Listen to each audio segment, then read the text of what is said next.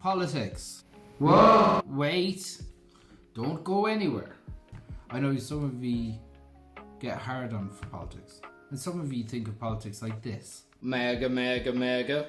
I'm with her. So you're a fan of politics, or you're no fan at all. Today's guest is going to be a laugh. Guest today is from a political dynasty. Our guest Jackie is the youngest in political life.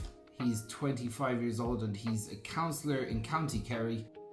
Now, can I just caveat this next bit by saying that I think it's amazingly impressive that at 25 years of age that Jackie has gone on to serve the people of Kerry and get elected by the people of Kerry to serve in the council. I think that is phenomenal. And whether I agree with Danny or Michael Healy Rae and some of their policies or what they say sometimes doesn't matter, because what they've done and the support they get from the people of Kerry is equally as impressive. Like, Michael has consistently topped the poll in Kerry in the last couple of elections, and they've got a bedrock of very strong support there. So they are doing something right for the people of Kerry. That being said, they've also said stuff like this. I don't agree with all this story about climate change at all, because if we go back to the 11th and the 12th centuries, this country was roasted out of it. And if you come along to the 1860s to the 1880s, this country was drowned out of it. And there was one particular year, the sun didn't shine at all. I was reliably informed through the chair that Deputy Healy Rae approached people outside the Mass to say, I can get you on the bus if you want a cataract. The woman concerned said... You should take that back. You're a disgrace. You're only in the bottom of the barrel now coming out with that sort of a statement. And cop on a small bit, Taoiseach. That's outrageous. That's outrageous. Don't be calling us names. We were elected here in our own name and we take no... Chill. Relax. If County Kerry could corner itself off, if it could ship itself off further into the Atlantic and rule itself, these guys would be running the joint. These guys would probably be kings. So guys, enjoy the episode. Hit the subscribe button, hit the like button. It gives us mad street cred with the YouTube folks. Yeah, please.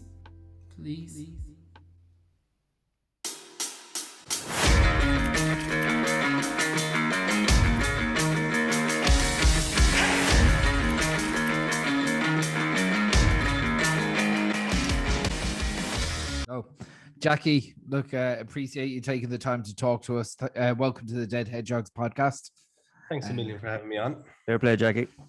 So I suppose just getting stuck into it, like obviously for anyone that mightn't know the very famous Healy Rae name that might be from outside of the country, you're part of a family that is very well known in Ireland and some of the most famous politicians over the last say 30 or 40 years, really, starting with your grandfather, you know. So can we go to the roots of your grandfather getting into politics first? The man you were named after himself.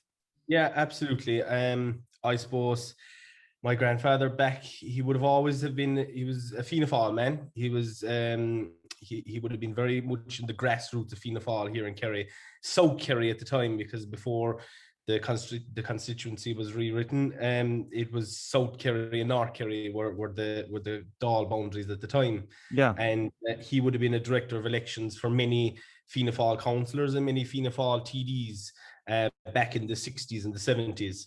And then in 1973, he was co-opted onto Kerry County Council for Fianna Fáil. And from then until 1997, he was a Fianna Fáil councillor, and like that, he'd be running elections for Fianna Fáil TDs, John Leary, an ex-Kerry TD, and even the former minister, John O'Donoghue, he would have directed a lot of campaigns for them. And that led us then to 1997, when the time came for Kerry to pick their candidates for the Dáil election in 97. And he felt at that time remember he was a councillor since 1973, and he had ran many a campaign for Fianna Fáil and very successfully.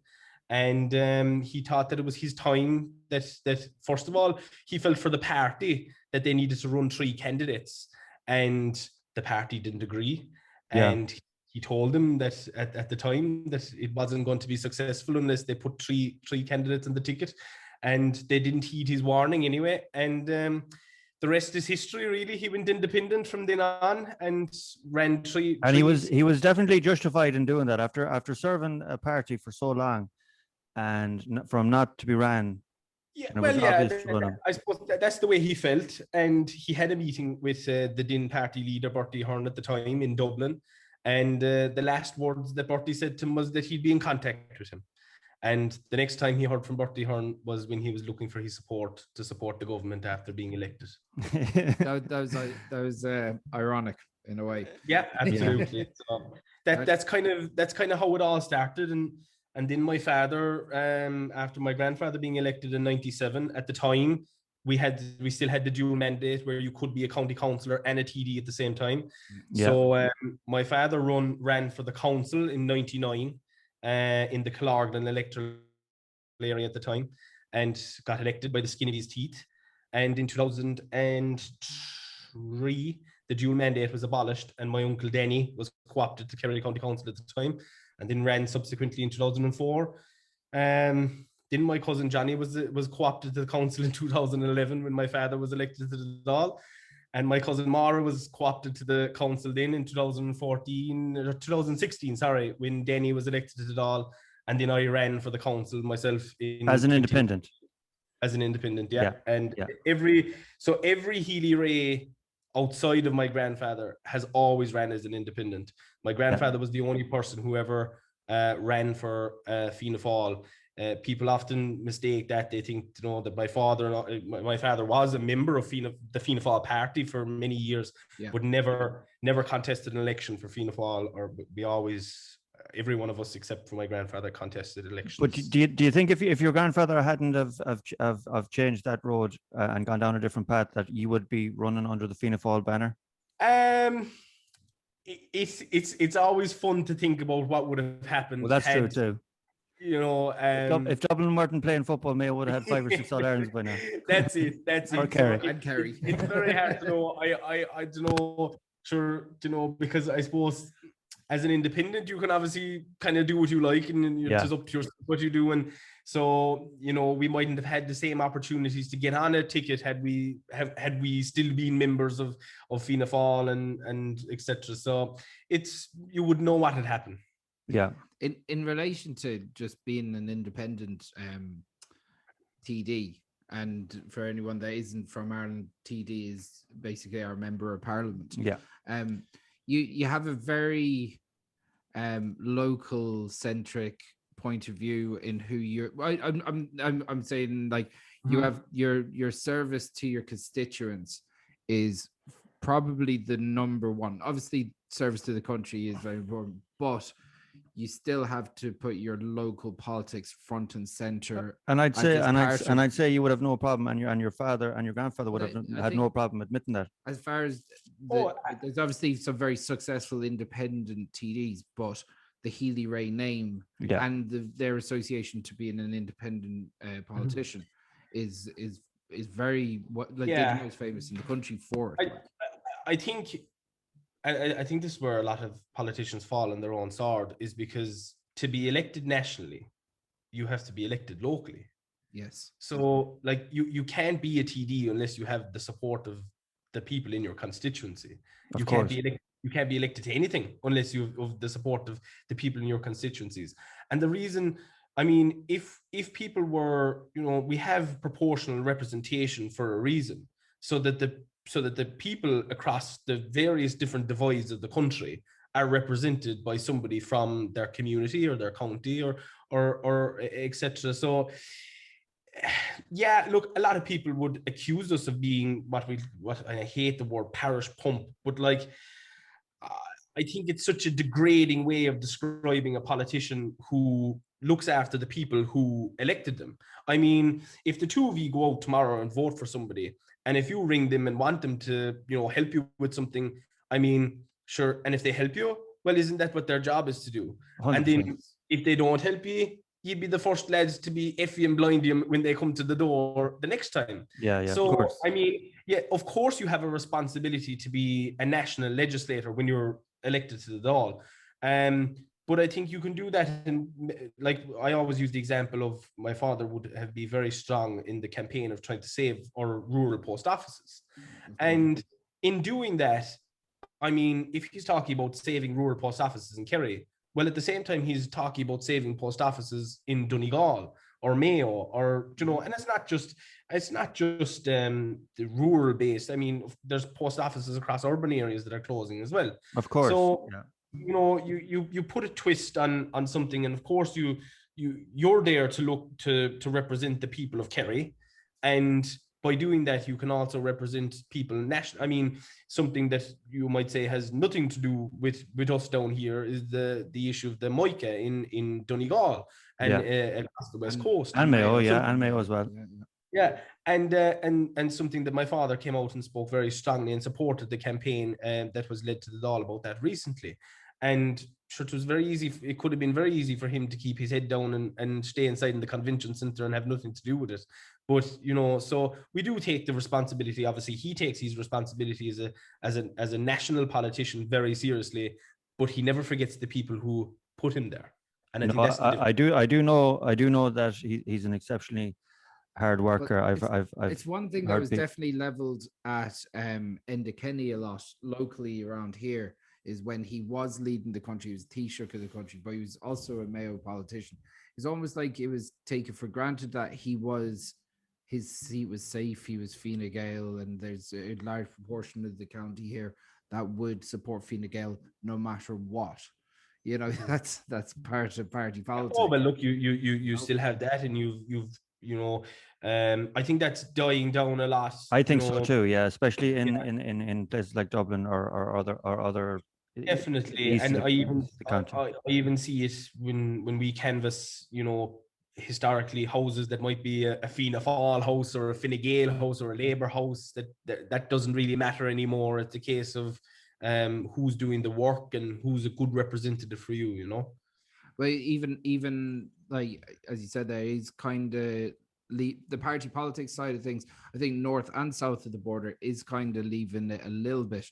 And we had a discussion with Saoirse McHugh, who has subsequently, she had left the Green Party, and she has very different politics or ideological in certain parts of her politics than maybe the Healy Raes may have.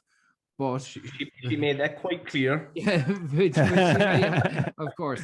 But she also she ran a campaign where the Green Party would have very minimal support in Mayo, and she ran very well in the race to be a TD. So maybe the unconventional and maybe cult of personality does play a part in it as well, where she one thing I would pick up, and it was actually because when Stephen asked me to come on the podcast, I said I better listen to a few to see what and her one stood out to me because someone was similar age to myself, and in politics I said I listened to this one. But I think it's very disingenuous when people, when they describe us and say that we play up to something, like I think she said something about Barry Count pretending to be a bogman and kind of the same as us, but one thing that I'd say is we are bogmen, and we I've absolutely no apologies for that. Rae, a bit of a history to our name. Rae is actually the name of the bog where we're from. So Rae-Cashlock is a townland in Kilgarvan where the Healy Raes were born and raised, and what's there is a bog. And it was my grandmother then, to differentiate from all the Healys in Kilgarvan, because there's quite a few, added the Rae onto the name. Right. So when people describe us as bogmen, I say absolutely we are bogmen, because that's our name that's all of you are familiar with is named after a bog. So every year when the turf is ready to be brought home, you say you're going to Rae, because that's where you're going. You know? Okay. So like, we're not playing up to anything, but the one thing that, like, I'd say, reiterate this, the difference between us and perhaps the likes of Saoirse McHugh is we don't forget about the people who vote for us. Yeah. Fair enough. No. Shout out to Saoirse. Yeah. The claws are out there. And this doesn't, and obviously we don't want to go down a direction where we want to get sound bites or anything. That's like that. We're not the type of podcast that's going to pull on those type of, like, we're not some radio show with RTE that just wants to get a clip. No, but it's just interesting. It was the one podcast that I actually listened to. Yeah. Well, of course, I knew when I mentioned which ones we've done, I knew you'd home in on that one. But there is something about having like we want to make sure that we're having different opinions and different contrasting views. But there is something about Saoirse's from a rural west of Ireland parish, and she has her own views on things. And a lot of the issues that, even though she is on the other side of the spectrum to a certain degree to where some of your politics would be, or Danny's or Michael's, and it may be there's more similarities. A fanciful idea. Oh, no, and don't get me wrong, I've actually spoken to Saoirse in the past because she ran for the Shannon, and I have a vote in the Shannon, so I was contacted on her canvassing run at the time, and we had I'd say we spoke for over an hour on the phone, there was definitely. So no, absolutely. And look, I mean, sure, if everybody agreed with each other, what should there be no crack in the world? Well, that's exactly a great point. Everyone is entitled to their opinion, and then you're entitled to agree with it or disagree with it. Absolutely. You know, and that's the way what makes the world work and go around. The world would be very boring otherwise. 100%. What do you think of the current state of politics in the country at the moment? I know that's quite a broad question, but where do you think we are, kind of?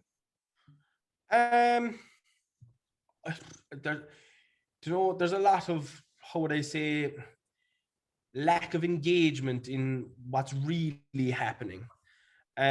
We listen to what we're being told on the news, and a lot of it sometimes is sensationalized, and we hone in on stuff that maybe mightn't really matter. Yeah. And it gets blown out of proportion. And like I say, like, for example, like, this is one thing that really gets on my nerves, we say at a very local council level. So, as you know, might know that every so often we say when the council are doing something, be it the local property tax, etc., it goes out to public consultation. And yeah, they put an ad in the back of the local newspaper, and they might throw it up in their social media, and next thing, the consultation report comes before the council, blah, blah, blah. 4 or 5 people engage with it and give their views on what they would like. And like I say, we had a local property tax vote whether to increase or decrease it by a certain percentage. And that happened last Monday. And 8 people responded to the public consultation. But like afterwards then, when the vote was taken, I voted against to increase it, but the vote passed 17 to 16 to increase it by 7.5% from the base rate. And sure, there was all merciful war after it then from everyone. Yeah.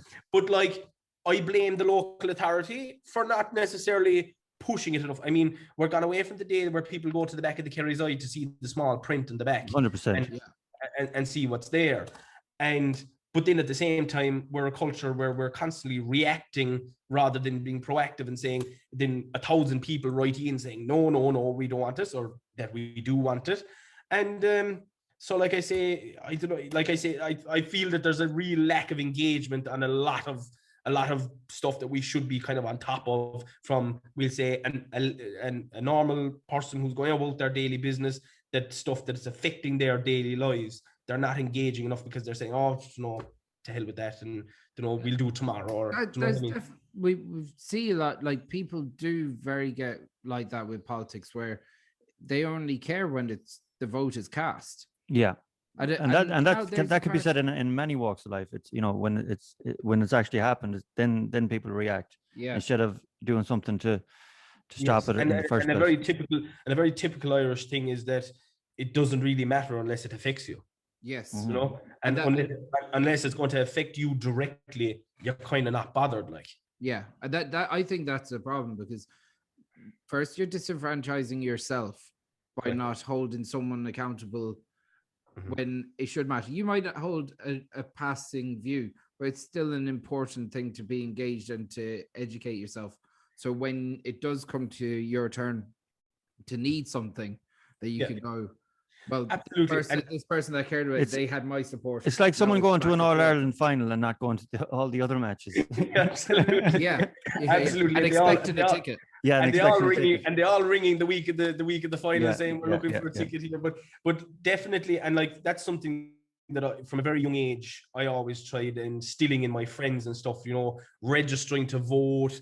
You know, knowing who's on the ballot paper and knowing different issues that are around. And like I say, I don't really care who people vote for. And you know, if I thought that I could get 50 people to sign up to vote tomorrow, and if I knew that not one of them were going to vote for either me or a member of my family, it wouldn't bother me, because you know, I want people to go out and vote. I want people to be engaged. But I also think that the ancient way that we have of signing up to vote and different ways we have around our electoral process, that needs to be really modernized to make it more accessible. And like, I mean, at the moment, 2 or 3 weeks out from an election, if you want to get on the supplementary register, you have to fill up this big long paper form. You have to find a guard in a Garda station somewhere where there's not many of them open, which could be hard to get when you want. And you have to get, or wherever it's going to be, before such a time on such a day. I mean, instead of having everything online now and verifying it by your PPS number, date of birth, I think it's makes sense. And in this day and age, to do that and have it protected, it takes money and it takes commitment. But I often think that the traditional party politics suits having that older demographic that are more likely to vote for them.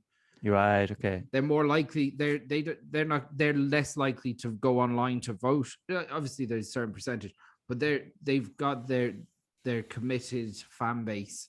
You mean Fine Gael and Fianna Fáil? They absolutely do, but I think you have to strike a balance. You have to try and bring young people. And like, I'm the youngest member of Kerry County Council, and by a good bit, I'd say. And like I say, it's very rarely you'd have people my own age ringing me up, engaging about an issue or asking about an issue. And you know, I try and engage actively on Facebook and things like that to try and like I say, people might have totally differing views to what I'd have, but like I say, I really love to get them involved in the debate and trying to even just let them know what's going on, you know. One thing I wanted to ask you about is obviously your father is quite a colorful character, and he's said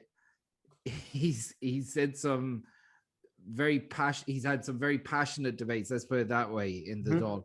Danny as well, like let's be honest here, Danny said some mad shit. I'm not gonna lie. The time that he said that there was no rain at all or for a year, I was like, what?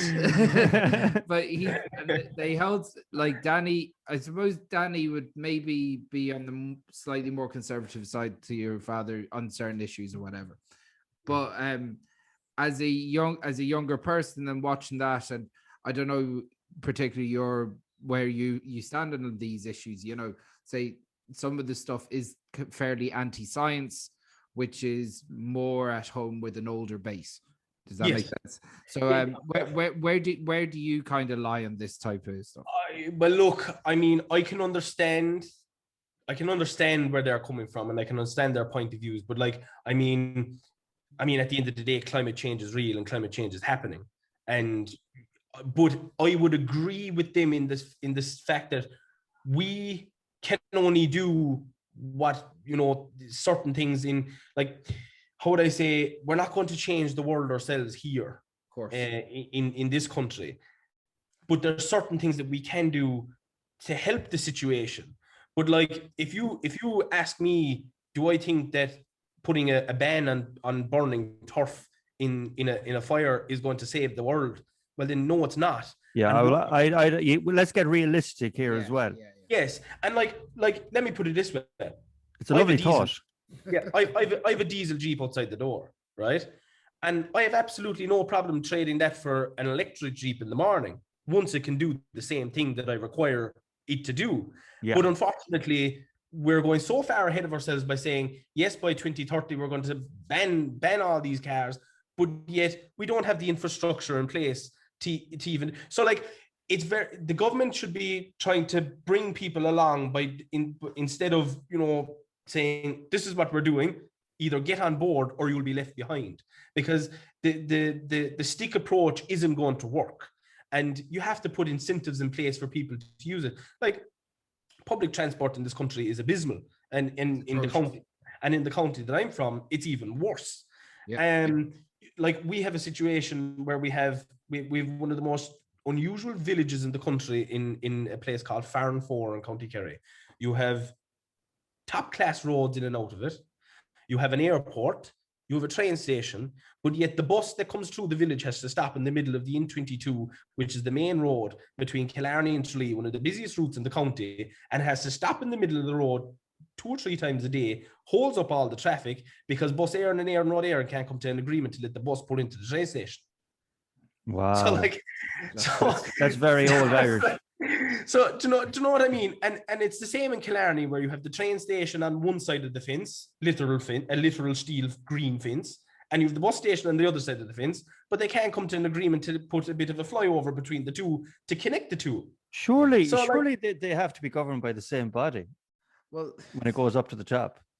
See, this is where you get the inefficiencies of civil service as well, and exactly. And see, if we had a great railway network in this country, fantastic. Right. It was one of the only good things that we ever got from the British. And what we did was we turned a lot of the train stations into schools. And then what we're doing with the railway lines now, instead of putting the railway lines back into use, we're putting bicycles over them for greenways. Yeah. So, fair enough if you want to. Although they are beautiful greenways, let it be said. Absolutely, and we have 3 of them coming online in Kerry in the next couple of years, and they will be phenomenal for a great economic driver for like I say, predominantly rural areas. But like I say, we could still have greenways and train and railway. But so I don't know. It's like I say, coming back to the views of and the crux of your question. Yes, there is a lot of things that we would agree on, but there's a lot of things that we would disagree on, and things that we would have different views on, and might have different approaches to. And like I say, the climate change one is obviously a big one that's always leveled at us.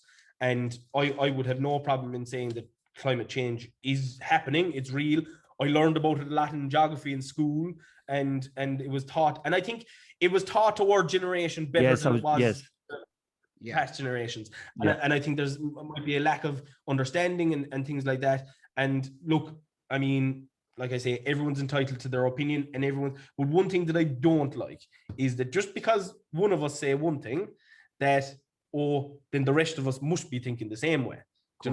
And it's not a case of Michael Healy Rae or Denny Healy Rae said this, the Healy Raes said this, when in reality there's 5 of us with 5 individual brains that have perfect functioning and able to speak for ourselves. I can imagine that would get very frustrating when, as you said, like you're your own person, you're independently elected, you've got your own set of constituents that have got behind you there, and that you serve, because you're at the end of the day you're a public servant. So I can understand that the frustration that Michael or Danny said this, so Jackie thinks this, and being obviously a councillor, not in the national in the national parliament, or the Dáil, as we all say here, is like it takes precedence because it has the most national attention. Oh, absolutely, absolutely. And like I say, don't get me wrong, like there's a lot of big stuff that we would 100% agree on, and that I'd be very much in line with my father and my uncle on. But there's, how would I say, there's different ways of coming at them and different ways of putting your views across. Indeed. Was it always on the cards for you to go into this? So from a very young age, I would have always, I'm one of 5 in my house, and I'm the only one that kind of caught the political bug of the 5. And from a very young age, when my father was a councillor, I would have been going to a lot of meetings, and there was actually a very good picture in my house from 2003, where I was sitting in the mayor's chair in the council chamber. And 16 years later, I was there myself, you know? Yeah. And I always knew that I would like to, and again, to attempt to get into politics, because you obviously have to be elected to get into it. But I never thought that it would happen this early in my life, but it's just the way that things went, and the way the cards fell. That I from the age of 18, I was working with my father in his office, and I did my apprenticeship there for 5 years, and I said that in 2014 came too quick for me, and I said in 2019, look, that I want to take a stab at it and see how I get on. I was nervous enough. I thought that maybe that it might be a bit too soon, but should put the head down and knocked on the doors from the 2nd of January until the 14th of May, and we got over the line in the finish. Yeah, I know, like, I know that if you're half as hard a worker as your father, I watched Living with Lucy, with you, and I actually thought this guy is a great character, and the family is a great character. There's definitely one thing that no one can. It's the only Living with Lucy I've ever watched, actually. Would you believe that? But I don't know. There's something just it was on, and I don't usually watch television, but whatever happened, it just caught my eye, and I got hooked in it. Mm-hmm. So it was, you know, a hard work, I think, is what came through, and I'm sure that you're the same. Yeah, I mean, look, I suppose we say in the run up to talking about me running for the council, and you know, where was I going to run, and where was best suited, and where was there an opening. I suppose, you know, being 23 at the time when I declared that I was going to run, I obviously wanted a breed of kind of, you know, the social media and that side of it, and it comes back to what you were kind of talking about with Saoirse McHugh, you know, the way canvassing works and things like that. And it was interesting to hear how she found it on the doorsteps. But I don't well, look, it's hard to know what will happen in the future, but it's for me, nothing, the amount of money that you could spend in a campaign, nothing will compare being on the doorstep, knocking on someone's door, putting out your hand and shaking their hand, telling them who you are and where you're coming from and what you're looking for. And I think it's going to be very, very hard to ever replace that, because a big complaint that I'd often hear, we'll say, from people, because we would really, look, everything else is secondary to us, to knock you on the door. The posters, the online campaigns, that's all completely secondary. The knocking on the door is the big thing. If we never put up a poster, never did social media, any of that, the knocking on the door, and every door. And I don't think there's a politician in the country that would blitz a county as quick and as efficiently. In other words, that, you know, that we're knocking on as many doors as possible. Like we say, we only had 4 weeks for my father's general election campaign in 2020 was the last general election. We had 4 weeks to canvass the county of Kerry. And I would go as far as saying that we definitely did 99% of it. Wow. But that's nothing to do with me or him. It's a testament to the team that we have. And we never found ourselves in a position. Usually we would have months to canvass, and that we'd have as many Healy Raes on a door as possible. Having that experience behind you and seeing how your father done it had to have held for you. Oh, well, definitely when he ran in 2016, I directed his campaign that time. And, you know, you see, I suppose we would have been involved in elections growing up. But 2011, I suppose, would have been the one where I would have been deeply involved in. And that was for the old Kerry South constituency. And then 2016, like I say, and himself, and then Danny and into the race. And Of course it does. I mean, it's no different to if you go out on the field and if you kick 40 balls every day, you're going to pick up and you're going to learn, and you're going to learn from, you see the likes of Maurice Fitzgerald in with Kerry now, and he'd be mentoring the likes of Shawnee Shea and David Clifford. Experience is everything. And one thing that we were always taught growing up was, no matter if they're a year older than you or if they're 30 years older than you, they have more experience than you in the world. And I was very fortunate during my election that I had a mix of canvassers that I brought in myself, but I also had the old guard that have been with us since 1973. And it was very funny. One of the first days that I started canvassing in a place called Guinea Gwilla in County Kerry, it'd be near the Cork border. A man by the name of Richie McAuliffe, who was with my grandfather from the early 60s and 70s, sat into the car with me, and he kind of looked at me and he said, "Listen here now, young lad." And he says, "I've been doing this now since 1973 with your grandfather, and we haven't lost yet. So don't let that be you. In other words, you actually ran against Kate McSweeney, and I actually I met Kate a few times. Big shout out to Kate.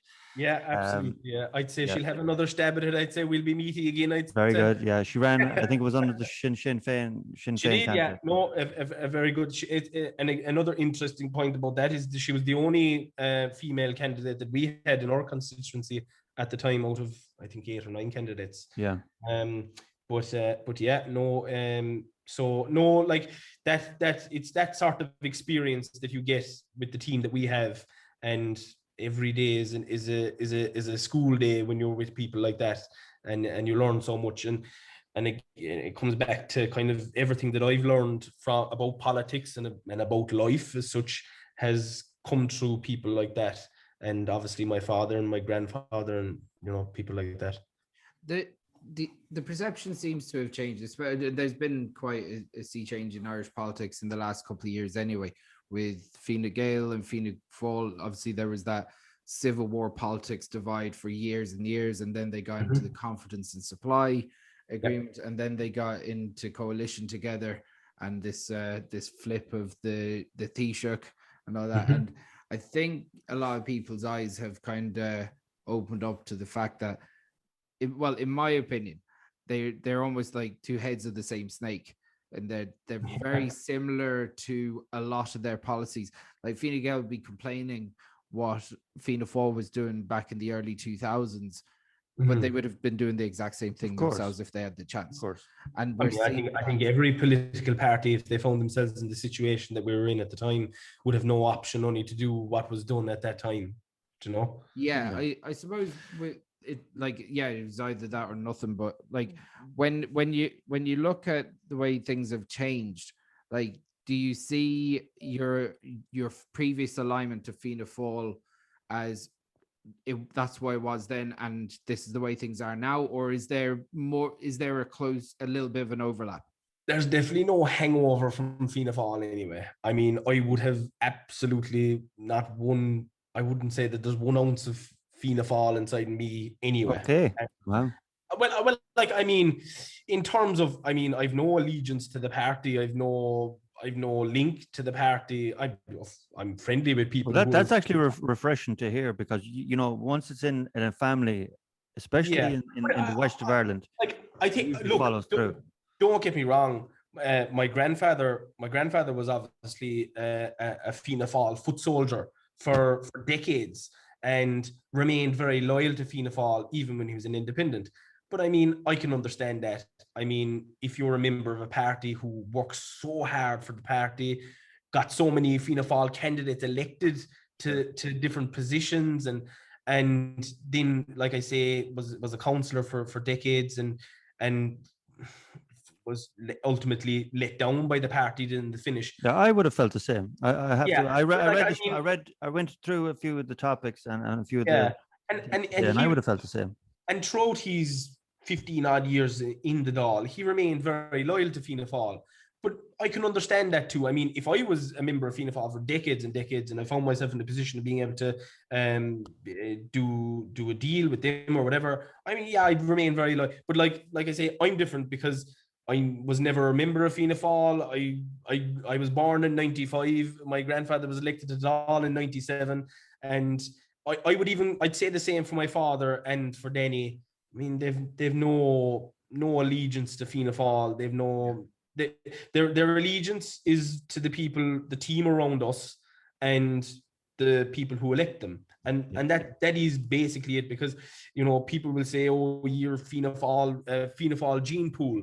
I mean, nonsense. Like I say, I've probably as many friends in Fine Gael as I do as in Fianna Fáil, and the same with Sinn Féin. So like, it's nonsense. Like, you know, I think there's such a change. There's been such a change in the way people view Fianna Fáil and Fine Gael over the last couple of years, last decade anyway. But there are lads, 'tis a vicious cycle. Yeah. Let's just say Sinn Féin, if they'll become the next biggest party in the next Dáil, sure, it's more likely that they will. But sure, in another 10 years, then sure, we'll be back to Fianna Fáil and Fine Gael. Then it is. It's a vicious circle. 100%. It's a vicious cycle. Sometimes it's easier to be in the opposition. It is, but I mean, look, and this is another thing that kind of annoys me, because it shows how our lack of understanding about how politics work here. When people say we voted for change in the last election, you might have, but three parties with their combined percentage are the biggest three parties. Mm-hmm. You couldn't argue that, yeah. And whether we like it or not, just because Leo Varadkar didn't get in the first count, that doesn't matter. Yeah, that's not how it works here, and that drives me insane. I couldn't give a damn if Leo Varadkar got elected or didn't get elected. But once you get elected, it doesn't matter whether you came first or 10th. Yeah. Whether you're there. This isn't first past the post at the end of the day. Yeah. Exactly. And we have to understand how our electoral process works here, because that's ultimately, you know, if you want to make sure that you have a left-leaning government, you're giving, if you give someone a number 7 and you get onto the 7 count, that's going to help them, Mm-hmm. you know. And didn't Micheál Martin? It was something like 5 or 6 counts he got in. He's 4, yeah. Oh, was it? But like, even for my council election, I couldn't give a damn if it was the 25th count. Once I got a seat, I really couldn't give a damn. And if it was by 1 vote, I'd be the happiest man in the world. Of course. One thing that I hate, like I vehemently hate about looking at the Dáil over the last couple of years, is there's this tactic of not one when someone else is speaking, that you read your own notes and you don't make any contribution to the debate because you're not giving them credit for what they're talking about. So Pierce Doherty was talking about, I don't know if it was the micro or the homelessness, or I think it might have even been in the insurance thing that he's been on for the last couple of years. And I can't remember who. The camera keeps on panning back to the minister that he's talking to, and he will not look up. He's not engaging, and I fucking hate it. And Sinn Féin are doing the same thing, right? Mm-hmm. But what you're doing is you're like, well, I've got this view, I'm not going to listen to you. When they sit down and they shout back at them, they're not listening to them. So what you're actually doing is not engaging in the debate. You're just going with your own talking points. That's it. And you're actually not looking to solve the problem. You're trying to be right. And a lot of these fuckers aren't right on both sides. Yeah. You know? And I find that even when if I was preparing notes for my father on a Dáil debate about something, sometimes he might say, will you write something out for me? And I'd say, I absolutely won't, because I said, number one, you sound awful when you're reading something that's scripted. Yes. And I said, you do way better when you have a couple of statistics and when you have a few notes to prompt you on to keep yourself on track. In line, yeah. And yes, and to back up what you're saying. And like, I love being factual and having statistics and to back up your argument, and you phrase it around that. And he does fantastic when he's like, speak from the heart. And I remember during a general election debate, it was we used this as a social media video after for Radio Kerry. They were doing a debate, and the opening minute, you get to say your spiel, and all the 4 lads that were there with him had their piece, and they were reading off the thing. And he had 2 notebooks up in front of him. He fired them up in front of him, and he just started talking. and he did his minute, and it comes across so much better. And I get what you're saying. Often for topical debates that happen in the Dáil, where you submit your debate, it could be about anything, and the minister of the day will come in, and it mightn't even be the minister of the department. They'll send some lad in with a couple of sheets prepared by a civil servant in the department, and he'll read that out, or he or she will read that out, and they mightn't be, like you say, after listening to one thing that someone else is after saying, but they'll come in with their prepared notes. And it's so frustrating for the person who initiated the debate. It's disrespectful, to be honest. It is disrespectful, yeah. It is. And disrespectul to the people that it affects, because insurance is a thing that massively affects people on the lower socio-economic scale that might struggle to get insured. It definitely affects younger people more than it does older people. Oh, absolutely, yeah. You accumulate more points as you go along, and you're in with the insurance company. I literally only renewed my insurance the other day, and I think it came out €853. It came out at, and I made a phone call saying, "Can you do any better?" 700. We ended up at. Yeah. So like, I mean, but why couldn't they just send out 700 to start with? Like, sure, if I didn't go, if I was somebody who didn't bother, oh yeah, that's fine, 850. Which most young people do. And this is it, like, and so yeah, look, and I will give credit to Pierce Doherty. He's done fantastic work on that insurance bill. And he's a very able politician, in fairness to him. I think sometimes he might be in the wrong party, but he's very well able, in fairness to him. That's another thing that we're so adamant about running politicians running other politicians down. I would love to see in the Dáil, when someone makes a great point, that someone from the other party goes, listen, that is a phenomenon. At the end of the day, we're trying to run a country that we all love. And if we can't get behind that, well, then we don't be arguing for the sake of arguing. You know what I mean? Yeah. I'd love to give credit where credit is due. But I think that's where our county councils don't get enough kind of acknowledgement. I mean, so obviously we have our county council that's made up of 33 councillors, but we have 5 municipal districts then, which are broken down to, obviously, we say my one is the Castle Island Corkagwina municipal district. So there's 7 of us. And I have to say, like, across the party lines, of which it doesn't really matter, we get on great. It's very constructive. We're doing stuff for the betterment of the areas that we're elected to represent. When there's, and we always discuss it at meetings, when there's an announcement to be made, we're not all running off an individual. We do joint statements out to the public together as elected members for the area. And like I say, I'm quite surprised at how cooperative it is and everything, because obviously I didn't really know what to expect when I was going at the start. And like I say, it's a joy to watch at times.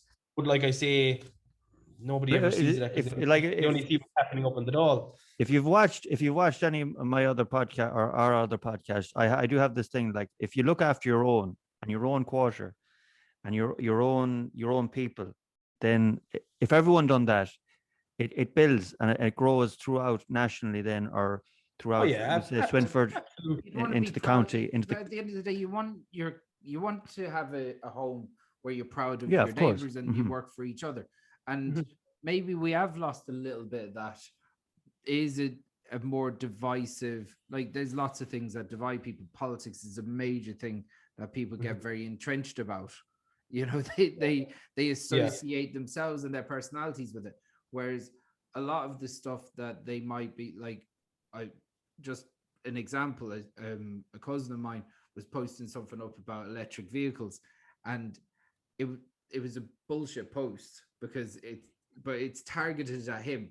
It's about, like, it's a fake post. It's been pushed along by some fucking oil juggernaut and made by them, and it's nonsense. But he feels passionately about electric vehicles that it's, and I understand, like, it's not going to be a cure-all. It's not going to change climate crisis. And there are parts of electric vehicles, especially lithium mining, that has a detrimental effect. Yeah, I don't think that's a there's no quick fix to the problem. But his view is, ha, I told you, look at this post. And there's a lot of that. And where politics should be bringing people together, a lot of successful politicians, this isn't just Ireland centric, but like, look at Boris Johnson, look at Donald Trump. Dividing people is the way forward, or has been the way forward for a lot of politicians over the last couple of years. I think social media though has a lot to answer in regards to how that is coming about now, because social media is a place where you can literally go on and say whatever you want and get away with it, because unfortunately, and this is a point that I've been making recently, both politicians and the companies involved don't want to get up off their backside and do something about it. I mean, why should I be able to go on tonight and call Stephen a prick, even though he mightn't? But yet I can, or I might be. but I can put that out there tonight, and sure, what can Stephen do about it? Yeah, 100%. And like that's very mild in terms of social media. I mean, I'll give you another example of social media. I've made a load of videos, and first and foremostly, they're a joke. They're to give someone a bit of a laugh, okay? And if there's a message in it, well, then there's a message in it. But and I've said this before. We've got an awful lot of heat lately because, like, I'm vaccinated, right? I had to get through my real work or my real-time work. I had to get vaccinated. I work with the HSE. Yeah, and also I'm traveling to Sweden, and I have kids, so and that's my choice to get vaccinated. Vaccinated, but because my videos were this anti-government thing, they firstly and foremostly they were to create a bit of crack. Yeah, like at the end of the day, so a lot of stuff that come out of the government is genuinely ridiculous. Sometimes. Ridiculous, yeah. And every time they'd done something that was a little bit silly, I jumped on it. And yes, there might have been a message in a lot of the videos, but the first thing was to create a bit of crack.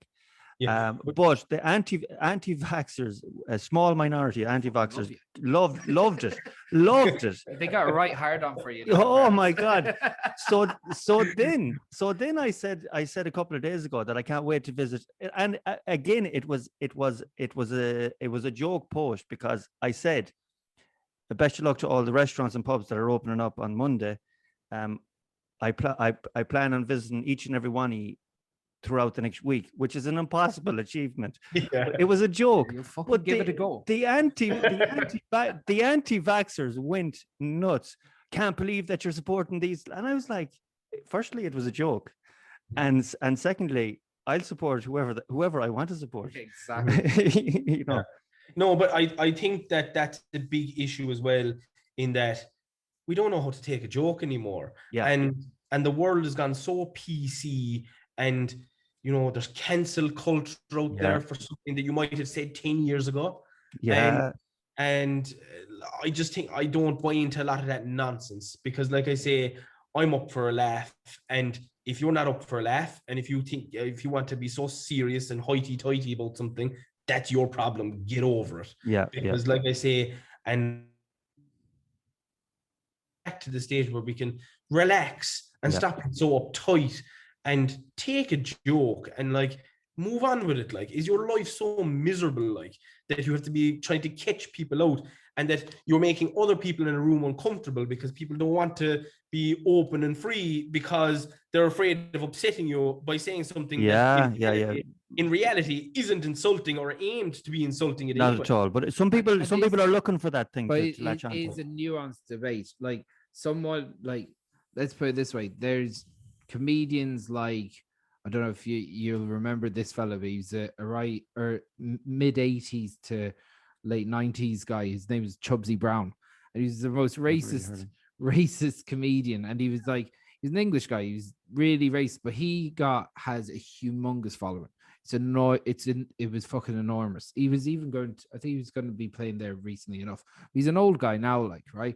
But all of his comedy was based in the fact that it was very racist, right? Now, you might have got away with that in a certain section of society back in the 90s and 80s or whatever, and people wouldn't have called you out, and you didn't have a platform to be called out. That won't be acceptable now. No.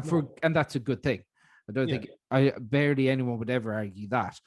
Yeah. But what I'm saying is that I have no confidence, definitely not in the Irish government, definitely not in the British government or the American government, of ever curtailing these enormous Goliaths, the likes of Facebook, Twitter, like these social media platforms.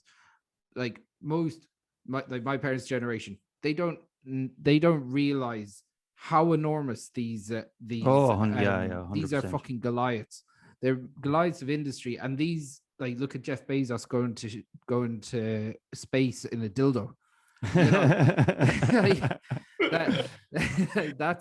That's not normal. These guys, they're escaping our planet. And like I think we'll have no choice only to rein them in, though, because for the simple reason that it's hurting people, and it goes far as saying it's killing people. We brought in a law in Ireland, Coco's law, with regards to revenge porn in this country, literally because that killed somebody. But it had to get to that point before they made a law. That's insane. Yes, and this is the thing. We as Irish people historically have been constantly reacting to stuff instead of getting back to our first argument. Instead of being proactive and saying, oh yes, social media, great thing, great advantages to it, but let's put in a few caveats and a few regulations and rules and sanctions if rules are broken, so that we can keep it a nice environment for everybody. Of course, you're always going to have people who are going to act the fool and go take it too far. Yeah. let's have rules in place. And I mean, to be fair, it's extremely disingenuous of the social media companies to think that they can keep going the way it's going and not have to. I mean, the way that they intervened with the whole Trump thing was the first time that we ever seen them really taking a proactive stance against something. But I mean, that's not good enough either. Like, but that sort of benefited them as well at the same time. It was beneficial to themselves. Well, like it's what a lot of the Trump supporters in America say, that it's free speech, but like these are also private platforms owned by people. So the way I look at it, I've no faith in the Irish government, and we have to speak about the Irish government because we're the only ones that can have an effect on the Irish government. We're the only ones that can choose the Irish government. The Irish government for the last 30 years does not want to curtail the profits of big corporations. That, like, you mean the big pharmaceuticals, like Apple dodging tax. They don't want to get involved in that. They want to give them a free ride. We have to pay our tax. Yeah. That's a fucking given. They'll take it no matter what, right? But if there's so many loopholes for these big organizations, and they provide jobs, the money they're siphoning out of this country is ungodly. It's fucking outrageous. And Facebook and Twitter and Apple, they're all here. Google as well. Google, all of them are here for one reason. Not here to give us jobs. They're here to fucking save on tax and make a lot of money doing it. Yeah. And the Irish government will never curtail that, because I think they've gone too far almost, you know. And now, unless the only way to change that is to have the right politicians to do it for the right reasons and to implement those changes. I think it's irreversible at this stage. Yeah, I think so. On top of that, I know that they've bought up, and between them companies, they bought up an awful lot of property in Dublin as well. Land, data centers. I heard that this is an amazing thing. Intel as a factory is going to use more power than the city of Galway once they've done the what they're doing at the moment. That is insane. Yeah, it's insane. Like, our national grid and infrastructure is shit anyway. And this one plant is, you know. And it kind of comes back to what we're talking about a while ago with climate change and how kind of we find ourselves in, like, we're running out of electricity in this country. like we literally have generators going to be paying hundreds of millions for generators so that the power won't be cut off in Dublin. Yet we have windmills across the country, and I think Kerry has 20% of the windmills in Ireland. Can you believe? And a lot of that breaks up communities. It's because of the proximity to people's properties and things like that. But yet we find ourselves in a situation where we're running out of power. Yeah. I mean, how does that make sense? Like, yeah. So, look, there's a lot of stuff that we'll have to put right before we can really tackle big issues. We have to, and I'm a big believer in this, we have to start with the basics and work 100% start with the basics. And getting back to basics, it was in my mind when we were on about proactive instead of reacting. One thing that I noticed that the councils do, or the services do, they'll go in and they'll open up a road and they'll put down the water mains, and then they'll tar the road nice. Oh, it'll be lovely. And then 3 months later, they'll come along and they'll dig it up again, and we'll put down the electric cables. Yeah. And then they'll patch it up, and they'll make a complete balls of it. These are decisions, and the same with gas and so on and so forth. That are you see them that they're just not conjoined and not being intelligently made. If you do that in America, you get the company that does it gets fined. Yeah.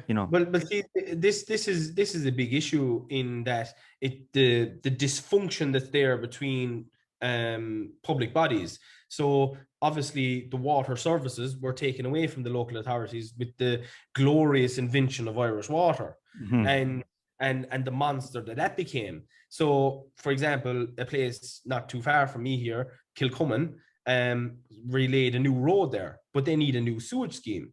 And the new sewage scheme is coming in the next 12 months, or 12 to 24 months. And that road is going to have to, because first of all, the residents, the council always said, we'll lay the road when the sewage scheme is put in, which was very fair. But Irish Water moved the goalposts and said, we're not actually going to be doing that for another year or two. So why should the locals have to suffer with a diabolical state of a road? And so the council said, we're going to do the road, and it's up to Irish Water then to reinstate it when they come along and do the sewage scheme. Whereas if the water services had been left with the councils like they should have been, the local authority would say to the water services crew, oh yeah, you're going to do that next week. We'll come in after, we'll lay the road. It just makes so much more sense instead of adding layer and layer and layer of bureaucracy that is simply and costing a fortune at the same time. Of course, it costs more money as well. Yeah. Billions, absolute billions that could have gone into could have gone into funding the existing water services crew that are still carrying out the same work that they were doing before Irish Water were existed. And if they had got those billions, well, sure, we wouldn't be 8 days. 50,000 people wouldn't be 8 days without water in Kerry like they were last week. Yeah. I didn't hear that now.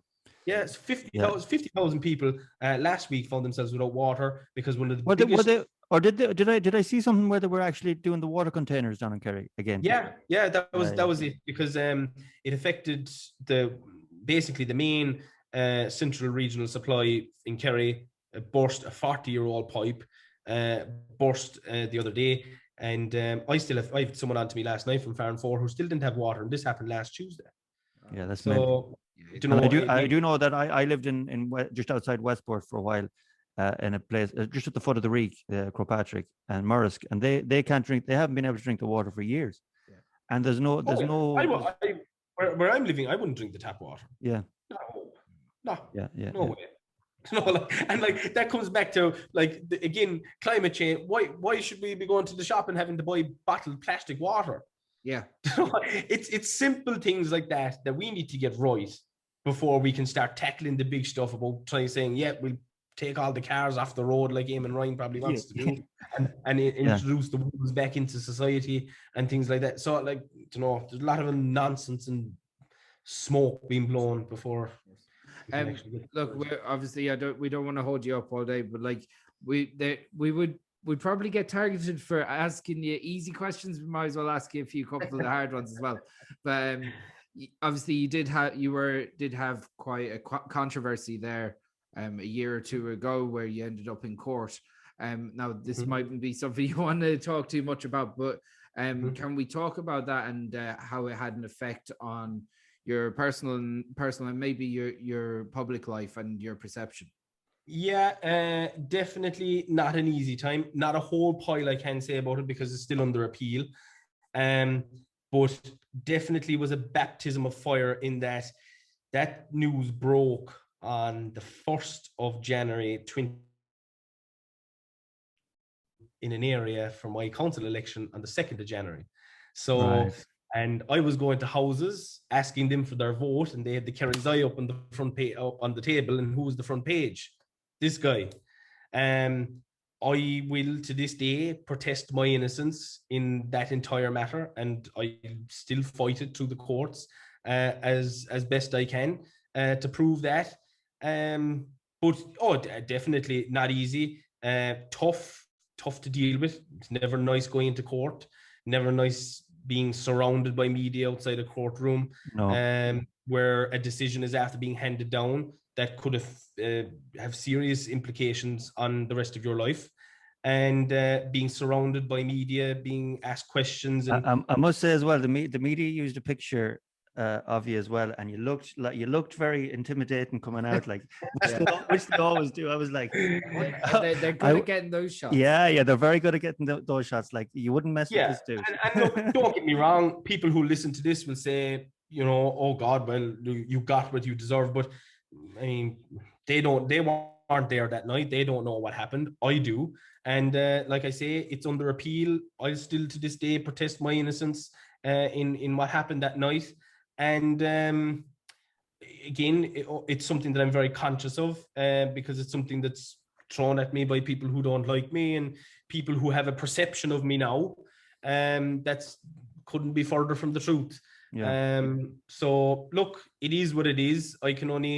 I've learned to live with it and move on. If you're the question, did it affect me? It did for a good couple of weeks, but I'm glad that I had people around me who were able to support me and keep my mind on the right track. Because like I say, as a young person, and again, this is playing devil's advocate, people will say I got myself into this situation. I'd argue that I didn't. And that it's not a nice place to be. It's certainly not a place where I have any intention of going back to.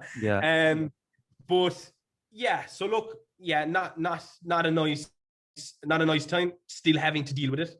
But hopefully we'll in the intervening time after you were in that fight and what happened, said we're definitely not here to judge because we know that mad stuff happens. Those in glass cages shouldn't throw stones. but like for yourself, did you have any worries about your political career after the event? Absolutely. And like I say, I just kind of said to myself, well, look, I mean, first of all, we say the first court hearing didn't come up until, like I say, that time in 2019 where I had decided to run, and of course this plays in the back of your mind, what kind of effect will this have? But I said, look, this is something that I want to do. It's something that I've waited my whole life to do. If it's to be, it'll be, and I'll work my hardest to convince people at the door that I'm the right person for them to elect. And at the end of the day, if they want to go and vote for me, they will. If they don't, they won't. And people who can see through, we'll say, what's being said in the media and things like that, well, look, that's a matter for themselves. But I went out, knocked on the doors, shook the hands, told them who I was. If they had questions about it, look, I wasn't shying away from it. I mean, again, and obviously there's only so much I can say, but like, it is what it is, and I dealt with it as best I could. And I was worried, of course, I was worried, and you wouldn't be human. You wouldn't be human if you weren't worried about it. And of course, is the future to see Jackie Healy Rae TD? Again, well, look, Junior, my father and Denny are obviously seeing their turns through the Dáil, and I've no doubt that they'll be going again. And look, I always am of the firm belief that, obviously you have people who run for the Dáil straight away, and I did my 5 years, or we'll say my apprenticeship in the office. Now I'm in the county council, where I would like to at least see 10 years if the people will have me, and we'll see what happens from there. But I'm a county councillor. I'm so proud to be a county councillor, and I take that responsibility really, I hold that responsibility very high, and whatever will happen down the line, we'll see what way the cookie will crumble. Just before, okay, so this is basically the last question. Usually when Peter's obviously not here with us today, he usually asks a question to any guest that we have on, and that is for any advice to anyone that might be a young person, young man or woman that would like to get into politics and is take their first steps. Would you have any advice? And I'm going to double down on that and say, in 20 or 30 years' time, and there's a little Jacqueline Healy Rae or Jackie Healy Rae run around, would you recommend for them to get into politics? So there's two questions there in one. Yeah, for any advice for people who want to get into politics, get to know your community, get to know, get to know first, and this is where I'd really hone in, get to know how the political system in this country works, and how the electoral process works. And I think, first of all, for anybody who thinks that politics is, a great place where people go to, have a great time. I mean, if you like having your phone rang at 6 o'clock in the morning, and if you like having your last phone call maybe at 12 or 1 o'clock at night, and if you like people, because if you're not good with people and if you don't like people, well, politics isn't for you. You have to be able to take it from both sides. And that's where I suppose there's only so much that this brain can take at one time, and you have to have good people around you to support you. But I would always say, start from the bottom. Do your apprenticeships, do your learning, get experience in different politicians' offices if you can, do a bit of canvassing, put up posters for people, get involved, whether of course, you'd like to try and do it with somebody that you agree with and things like that. But, like for young people, get involved in the campaign, hand out a few leaflets, just, put up a few posters and knock on a few doors and get a feel for it that way. And, but I definitely think that we need more young people in politics. It happened. There was a good few young people who ran across the country in 2019 for the council. But like I say, I think we definitely need more of it. I mean, if you look at the average age of Kerry County Council, I'd say it's definitely in the 50s. I'd say at this stage. But so yeah, look, definitely, I'd love to see more young people, and that's what my advice would be in trying to get involved. But in terms of your question, Stephen, I mean, my father never ever pushed politics on any of us. And you'd see that from right down to my sisters, who wouldn't have a political bone in their body. And I'd say if you asked them to explain to you how the electoral process in the country works, they'd find it hard to describe it to you, despite the amount of politics that's spoken around our table. But I wouldn't know. I mean, it's either something that you like or you don't like. And it's something that you're into, because again, it's so much revolved around people. And if you don't have a connection with people, and if you don't like people and talking, and it's, the art of conversation is dying so much these days because of social media and texting and all that. And I'm not trying to paint myself as an ancient grandfather in the back of the room saying, what you at?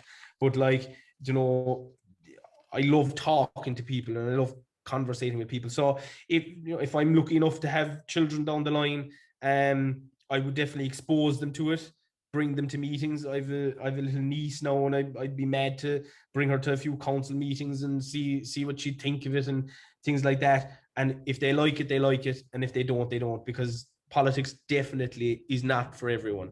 And like I say, it can be rough and tumble at the best of times. And you have to have a steeliness, I think, in kind of... And I'm sure a thick skin as well. Oh yeah, big time, because you can be the best fella in the world one day, and you can be the greatest. One of my favorite sayings is eaten bread is soon forgotten. Oh, absolutely, absolutely. We have short memories at the best of times, but yeah, no, like I say, definitely would expose them to it. But it's I'm a great believer in letting people find their own paths, and live your life is the biggest thing that I could ever say to any young person, is live your life and see how you get on. Don't be too worried about leaving certs or college. Like I did my leaving cert. I went to college for 3 or 4 months, and I fell into I've been working with my father then in the office because that's what I wanted to do. Yeah. And that's what I seen myself doing down the line. And just because your mother and father thinks that going to doing an arts degree in UCC is the best thing for you to do, parents have to get away from this realization. College isn't for everyone. Mm-hmm. And that's where I feel that we have a shortage of tradespeople in the country at the moment, be it plumbers or carpenters or electricians, because there's a snobbery amongst Irish parents that they think that Johnny or Mary are too good for a trade, and that they should go away to UCC and spend all their money. Which is crazy. There's a great living to be made in the trades. If they only knew. Absolutely. So anyway, that's my rant over. That's but it's a good message to finish up on. And wait, now before we finish up, and I'm going to ask you the most important question of all. No, he's supporting Mayo for the All Ireland. Of all, we can't have a Kerry man on and not ask him who's going to win the All Ireland this year. He knows it's Mayo. Do you know what my biggest fear is? I'm looking at the Kerry Tyrone game now, and I'm saying that Kerry definitely have enough to see past Tyrone. But my biggest fear is that we won't be playing Dublin in the final. And if we're not playing Dublin in the final, I don't know, it just wouldn't sit well with me. If we're going to win the All Ireland, we have to beat Dublin. And I think that we have enough to do it. But I would think that Mayo have enough to see Dublin off in the semi-final, but we'll see. Well, do you know what? You couldn't have answered that in a more political way. The most Healy Rae thing you've done since you've come on here. That's the first time I thought this lad's a politician. It was anti-Dublin, but it was very pro. Very the good, West. very good. Listen, at that, Jackie, we'll let you go. It was brilliant talking to you. Thanks a million, lads, for having me on. Appreciate it.